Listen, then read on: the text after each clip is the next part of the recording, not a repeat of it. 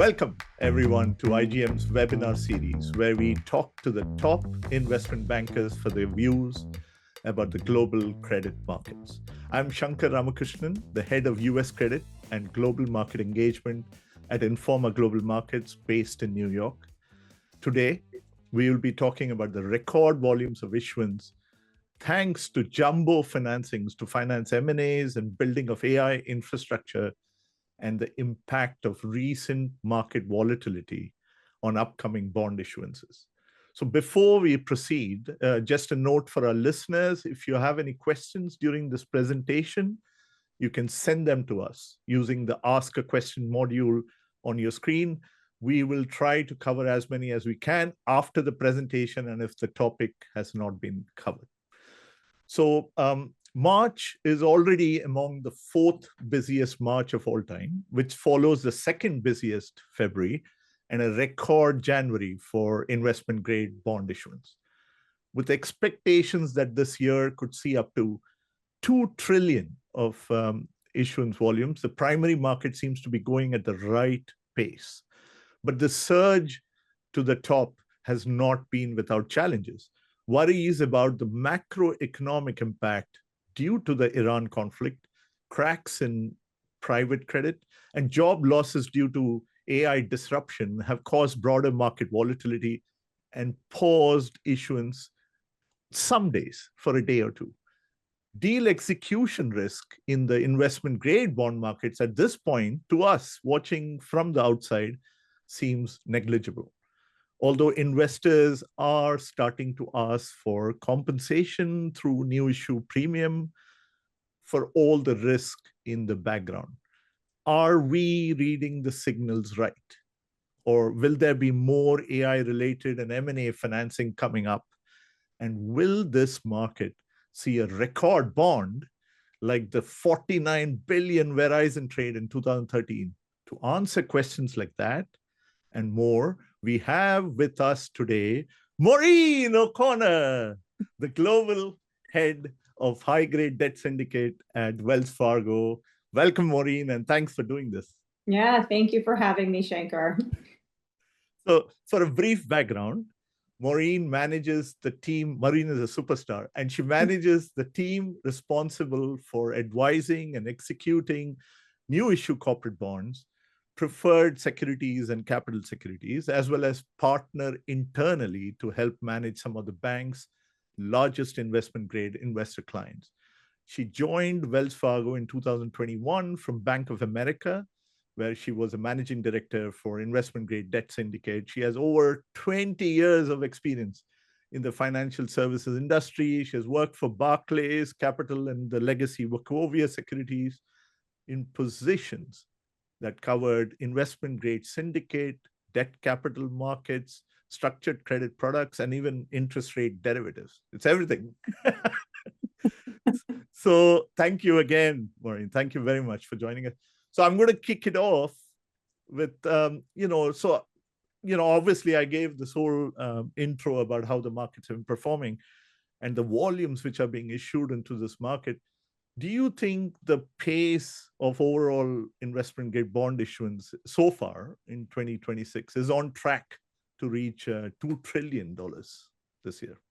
Yeah, well, I mean, I guess I would start by saying that we, like everybody, are anticipating 2026 to be a record year for issuance. So we do believe that we will take down the record that was set back in 2020 during the COVID liquidity rush, which was just under 1.8 trillion. Right. We put a 1.85 trillion number on next year, right, which is, I want to be clear about that, it's on balance sheet financing.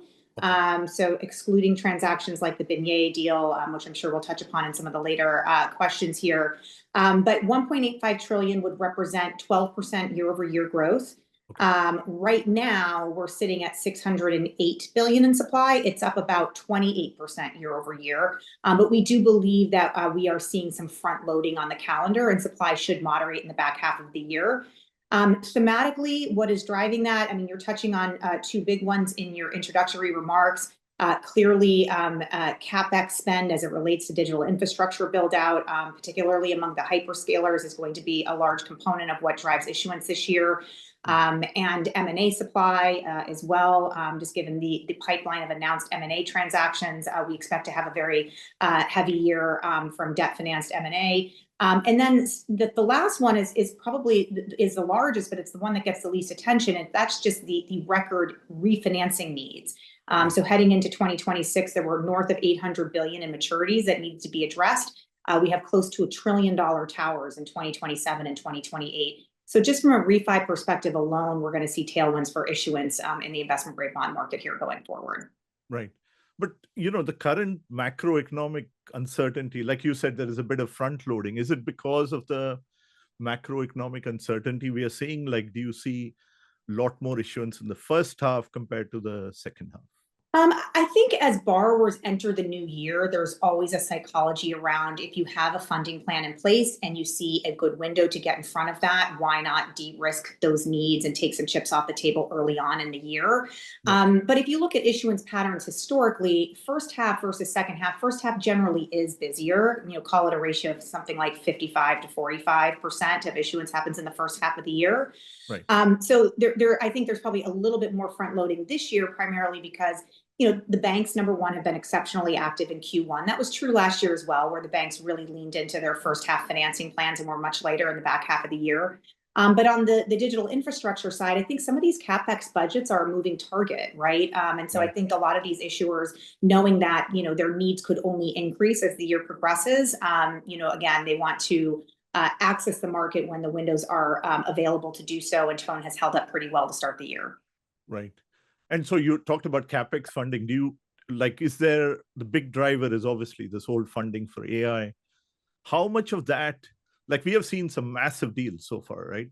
And how much of that has already been done? Because we can't, I think you have a broader look, right? You look at all kinds of asset classes. Is the ones which we have seen in primary, is there more to it? And is there a target number for the year? Are people looking at some number? Yeah, and I wish the answer to that question was as scientific as you want it to be, but I think there's a kind of a simple way to decompose that question. I think when you look at CapEx spend this year, just amongst the big five hyperscalers, that number is somewhere around $650 billion. That's up from $380 billion in 2025. So looking back at 2025, $380 billion of CapEx, of which about $93 billion was financed in the unsecured dollar market, and then some additional supply in the euro market with Alphabet accessing that currency twice. So it was about $109 billion in US dollar equivalent that was financed last year through the unsecured bond market. That's about 30% of their CapEx budget. So if you apply that same math to the 650 odd billion that's expected this year in terms of CapEx spend, the number gets you to right around $185 billion of on-balance sheet unsecured financing from the hyperscalers. Right now, we've priced about $110 billion. That's across currencies. That includes dollars, euros, sterling, and Swiss francs. So by our calculation, that would mean that we're kind of 60% of the way there, and we're only obviously through Q1. So it does suggest some moderating in the back half of the year. But again, the reminder there should be that, there are lots of different currencies that these borrowers have access to. And I think you're going to see a lot more diversification across different markets in order to, diversify their investor footprint as much as they can, given the size of these needs. So coming to this diversification of currencies, we are seeing massive record issuances in all these markets, which you talked about, like sterling, euros, even the Swiss franc market. Why are they is there a capacity thing or spreading the love? Why are they going to different, markets? What is the reason behind it? Well, I think it's just that, right? When you think about the sheer size of these needs, no one capital market is going to be able to absorb it. So stepping back for a moment, even before you think about just the on-balance sheet financing, which we're referencing when we talk about that $1.85 trillion number, when we think about digital infrastructure and data center finance more holistically, it's not just bond financing, unsecured on-balance sheet bond financing that's going to finance this build-out. The numbers are simply too large. You have many different channels. You have bank capital. You have ABS and CMBS markets. You have the private credit channel, whether that be through sponsored back JVs or just private credits, direct participation in some of these transactions. You have traditional private placement, so the 4A2 channel, And then, of course, you have the 144A, or the public bond market, which is obviously a very deep capital market. And within that, you have multiple different currencies that you can access. So when you think about how an issuer who has these tremendous funding needs thinks about their footprint, their debt footprint, really the wider you can cast your net, the better, in terms of having deep sponsorship across a variety of different investors to help drive that. Are we at a saturation point? I think in the dollar market, I think the answer to that question is no. But clearly you can see how the market has revalued these assets over time. So, one example, if you look at Amazon, obviously took a tremendous transaction out of the market last week at $37 billion in size in dollars, and then obviously a record 14 billion in euros. That 10-year priced at 75 in the dollar market. That's 20 basis points back of where they just priced in November of last year when they did a $15 billion dollar transaction. So it shows you the market will kind of calibrate spreads wider in order to achieve larger size. One of the, I think, the parallels we would draw is when you think back to the 2015 to 2018 cycle, when the big six banks had to increase their debt footprints to meet TLAC regulatory requirements. So they had to issue a lot of holdco debt. What you saw is that as their index weights expanded, bank spreads underperformed the rest of the market. They started to trade wide to the index. I think the same here will be true. Again, these are really high quality, mega cap, low net debt companies. So I think it's not a fundamental question of whether or not accounts want to own or investors want to own more of these names. It's just a function at which price, because we have a lot of supply overhang in these names. Right.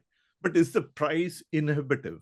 Like they are asking for more, like you would call new issue premium and everything, but it's not that high though, right? Like it's not like, I think the most we have seen in a couple of deals is about 10 basis points or 5 or 10 basis points. Is that a lot, you think, in a context? Like, does it make an issuer stand back and say, oh, my cost of funding is too high? Or I mean, I think in the face of 650 billion of CapEx needs, perhaps more of a rounding error. But of course, these borrowers are looking for best execution, right? Every borrower is. We're looking to minimize price breaks and minimize new issue concessions as much as possible. And we try to employ an announcement strategy that indeed does that. But it's true that we have seen new issue concessions widen throughout the course of 2026 because we've just had an abundance of these larger transactions.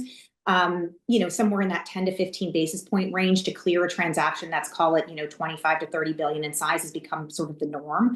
I think it just goes back to the fact that in order to clear a trade of that size, let's say something in that 25 to 35 or 25 to 40 billion dollar range, you really do need to bring every investor to the table. So you need to employ a strategy that introduces the transaction with a generous new issue concession, gets every eye on the order book. You bring those accounts into the order book, and then you start to explore tighter pricing. And this is where we attract, the most interest. And we'll start to see some attrition as the order book starts to shrink as we test tighter price. And then you find that clearing level. And those clearing levels naturally are wider if you need to keep more investors in your order book to clear size. So it almost like talks about, like, Wells Fargo is obviously one of the largest banks in the US. It needs a specialist expertise to get the right execution as well. It almost speaks to that, right? In these markets, you have to rely on bigger balance sheet banks with more access to investors and longer relationships. Does that happen a lot? You see more deals coming the way of the bigger six banks because of that, or you see more dispersion? Well, I think distribution matters, right? So what your distribution looks like, both in the US and abroad, will make a difference in terms of being able to move the needle on price. So you need to have a bank that has a broad breadth of investor touch points. But speaking specifically about these larger borrowers, these are big consumers of capital and bank capital specifically. So a lot of these names that have very large revolvers, and revolvers are, kind of loss leading business for the banks. A lot of times it's the capital markets business that feeds those bank relationships, those lending relationships, fees that are necessary to make the return hurdles work. So a long-winded way of saying that these borrowers go back to their lending relationships in order to distribute their paper as a means of paying them for the capital that they have used, and the price inefficient capital that they have used. So You can rest assured that a lot of these big relationships with very large bank commitments, you can see almost a league table form in terms of the way that they're tiered. They're tier one banks, usually capturing the most fee wallet versus some of the lower tiers in their lending group. Right. And do you see the trend of, obviously it seems like the trend of multi-currency AI funding is here to stay, right? Mm-hmm. But another thematic event which is pushing volumes up in this market is M&A financings. And we are surprised to see the amount of deals. Like even today, I think, on Tuesday, we had another big M&A financing coming up. Do you see that also adding, how is that going at this point?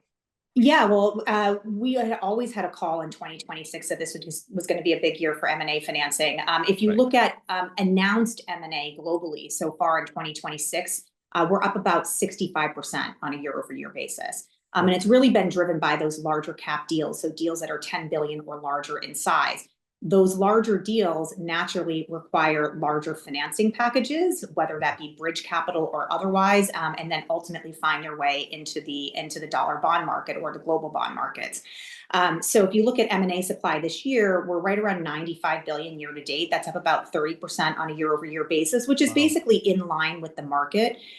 But again, by year end, with some of the moderation in the calendar that we're expecting, our call is for M&A to end the year, M&A supply in the dollar market to be around 250 billion, which would be up about 25% year over year versus total supply being up again around 12%. So yes, M&A for sure is going to be thematic. I think it's a couple of things driving that. I think number one, we've had, notwithstanding the last couple of weeks of volatility, we've had a really resilient economic backdrop.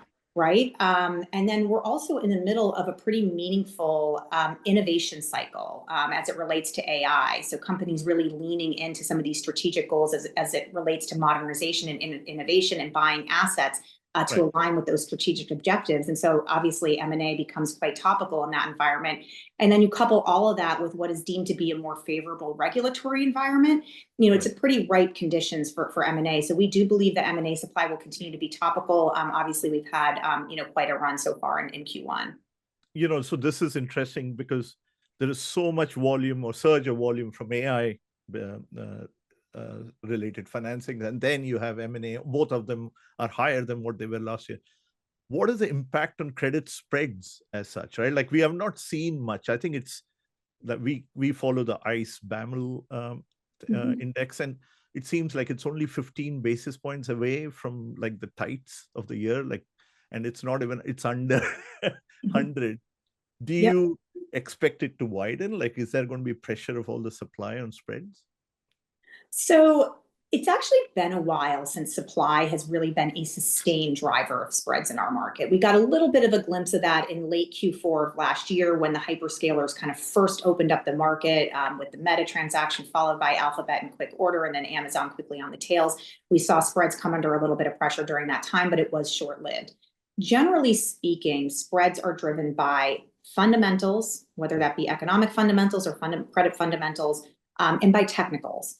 And so right now we have a strong fundamental environment from a credit perspective. We're still sort of at the peak of the credit cycle. And then secondarily, we have an exceptionally strong technical environment, in particular as it pertains to the level of treasury yields. So yields have been elevated, really since the start of the rate hiking cycle back in 2022. That has brought in a wave of yield-focused investors into our market. So the amount of liquidity available to buy the new issue calendar is tremendous right now. And as long as yields remain elevated, in our mind, that will keep a lid on how much wider spreads can go. Now, it was our call heading into 2026 that we would see some modest spread widening as the year progressed, just led by a slowdown in economic conditions in the back half of the year and perhaps some overhang with respect to some of the supply dynamics we're talking about. But our call was that spreads would, and we follow the Bloomberg index, would gravitate to around 90, which is kind of where we're sitting right now, obviously coming off of a bout of market volatility here. Our long-term call is that spreads are likely going to remain pretty range bound here in a pretty narrow range. Call it somewhere between 80 to 95 on the index, give or take. So it's not going to move wider.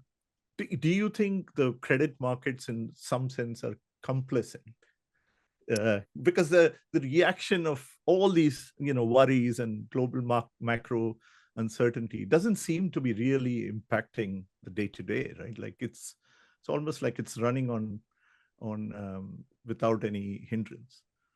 Yeah, well, I think, it's a good reminder that investment grade as an asset class tends to be better insulated than almost any other asset class during periods of market volatility for all of the reasons I described. But first and foremost, investment grade is also a safe haven asset of sorts, right? Right. So when you think about a well-diversified portfolio or perhaps a more defensively positioned portfolio, an allocation to investment grade is always a core part of that. Again, the technicals that are supporting our market driven by higher yields, consistent returns in the asset class, heavy inflows from ETFs and mutual funds, the growing presence of non-traditional buyers in our market, call that hedge fund participation, foreign investors that continue to have a strong allocation to dollar credit product. And then at the start of this year, we actually had a little gift in that the GSEs bought 200 billion or were instructed to buy 200 billion of mortgage-backed product in 2026 as part of the current administration's sort of housing affordability plan. That collapsed mortgage-backed spreads. And actually, we saw a fair amount of outflows from MBS product into the high-grade market. So we've had just a tremendous tailwind. So complacent, maybe to some extent, but I do think that there are macro technicals that drive our market in a way that perhaps don't influence the equity markets in the same way. And so, from where we sit, I think investment grade as an asset class, as an investable asset class, has always been a safe place. And it's partly why the primary calendar really doesn't shut down. Even during this extreme bouts of volatility the last 3 weeks, we've priced record volume. We've had some risk on and some risk off days, but our market has stayed pretty price efficient throughout. Right. And like, will we see a bond offering bigger than Verizon this year? Yeah, I mean, that question gets asked a lot. And I always like to answer it with there is a reason why that deal has stood the test of time in terms of the high watermark for the largest deal ever issued. In 2013, remember, this was a totally different market. It was much smaller. 49 billion was certainly testing the art of the possible. The IPT strategy, which back then we used to call the whisper, that was employed during that transaction, was 75 basis points behind the curve, right? Because the intention there was truly to bring every investor to the table in that deal. And then we didn't move price very much in order to preserve what at the time was north of $100 billion order book. Order books back then were higher quality as well. We didn't have quite the same participation from the hedge fund and faster money community as we see now. But that transaction was quite unique because at the time, nothing like it had been done. Now, we talked a little bit about new issue concessions in one of the prior questions. The answer is you can price a $50+ billion deal in this market. But the incremental 5 or 10 or 15 billion over and above that like 30 to 40 billion dollar mark, it's not going to cost you 2 or 3 basis points. It's more like increments of 10 or 15 additional basis points. So I think there's a reason why it stood the test of time, because it's not necessarily the most price efficient way to get access to capital. I'll go back to the Amazon example. Amazon printed 37 billion in the US dollar market last week.